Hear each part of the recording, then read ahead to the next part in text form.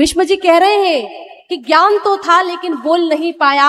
उसका कारण ये है कि मैंने दुर्योधन के घर का भोजन ग्रहण किया था, मैंने एक पापी के घर का अन्न खाया था। ये उस अन्न का प्रभाव था कि मेरी बुद्धि कुंठित हो गई और मैं एक शब्द नहीं बोल पाया। देखिएगा अन्न का कितना बड़ा प्रभाव है। अन्न का बहुत बड़ा प्रभाव पड़ता है व्यक्ति के जीवन पे। इसीलिए तो सात्विक अन्न ग्रहण करने को कहा जाता है। सात्विक अन्न ग्रहण करना चाहिए, बिल्कुल शुद्ध शाकाहारी। भीष्म जी ने तो खाली एक पापी के घर अन्न ग्रहण कर लिया तो बुद्धि पर इतना बड़ा पर्दा पड़ गया। आप सोचो, जो लोग दूषित अन्न ग्रहण करते हैं, शाकाहार को छोड़ करके अभक्ष्य वस्तुओं का भक्षण करते, सोचो उनकी क्या दुर्दशा होगी। भीष्म जी ने कहा, बेटी तुम बुरा मत मानो, मैंने पापी के घर अन्न खाया ना तो उसका प्रभाव पड़ा और आज वो सारा ज्ञान मुझे वापस आ गया। क्यों? क्योंकि तेरे पति ने मुझे इतने बाण मारे, इतने बाण मारे। उस दुर्योधन के घर का अन्न खाने से जो रक्त बना था ना, वो उन बाणों के लगते ही बह गया, सारा खून बह गया। तो उसका प्रभाव खत्म हो गया और मेरा ज्ञान वापस मुझे प्राप्त हो गया। द्रौपदी ने नमन किया, पांडव नमन कर रहे हैं। युधिष्ठिर ने पूछा कि सर्वश्रेष्ठ धर्म कौन सा है, पराधर्म क्या है, किसका नाम जप स्मरण करने से व्यक्ति जन्म मरण के बंधन से छुटकारा पा लेता है। तब उन्होंने पराधर्म बताते हुए कहा कि हे धर्मराज, जो व्यक्ति विष्णु भगवान के सहस्त्र नाम का पाठ करता है वो व्यक्ति जन्म मरण के बंधन से छुटकारा पा लेता है। ये पराधर्म है, क्योंकि भगवान के नाम में वो ताकत है, प्रभु के नाम में वो शक्ति है, वो सामर्थ्य है। व्यक्ति इतना पाप नहीं कर सकता जितना वो नाम सामर्थ्यवान है उस पाप को काटने में। इतनी शक्ति है प्रभु के नाम में। अगर संस्कृत का ज्ञान है तो विष्णु सहस्त्र नाम का पाठ अवश्य करिएगा, और अगर संस्कृत का ज्ञान नहीं है तो भगवान नाम जाप करते रहिएगा,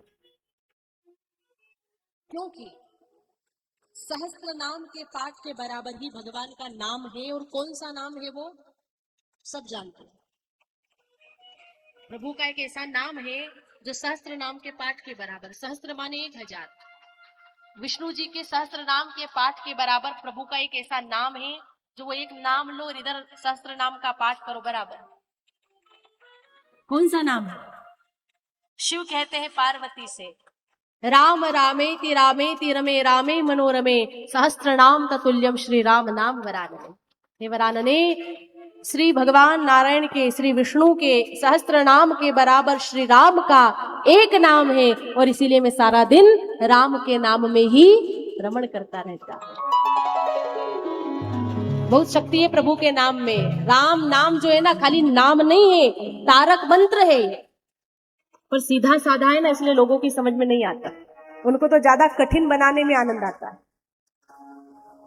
राम नाम तारक मंत्र है, इसलिए भगवान नाम जाप करते रहिए। अगर ज्ञान है संस्कृत का तो वो पाठ अवश्य करे, न कर सकते हैं तो भगवान नाम जप तो कर ही सकते हैं ना।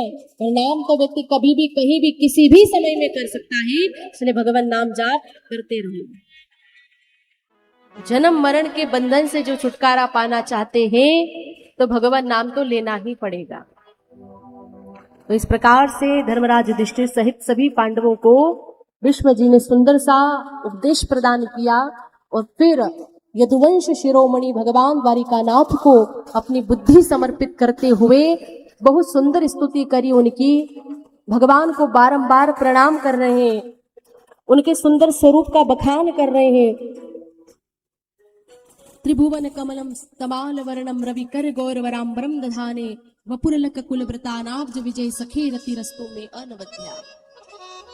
कह रहे हैं प्रभु आपका स्वरूप बहुत सुंदर है, त्रिभुवन कमल के समान। आपके शरीर पर सूर्य की किरण सा श्रेष्ठ पीतांबर शोभित हो रहा है। तो ऐसे अर्जुन सखा भगवान कृष्ण के चरणों में मेरी निष्कपट प्रीति हो। बारंबार प्रणाम किया, तो कृष्ण का ध्यान करते हुए उन्होंने अपने शरीर का जरा भी कष्ट नहीं हुआ। उनको भगवान ने उत्तम संतति प्रदान करी है। भीष्म जी का उद्धार हो गया। भगवान श्री कृष्ण सोच रहे हैं कि पांडवों का राज्य इनको मिल गया, अब मुझे यहाँ से चले जाना चाहिए। युधिष्ठिर को राजा बनाया, भगवान ने उनका राज तिलक किया, आशीर्वाद दिए और कृष्ण वहां से द्वारिका चले गए।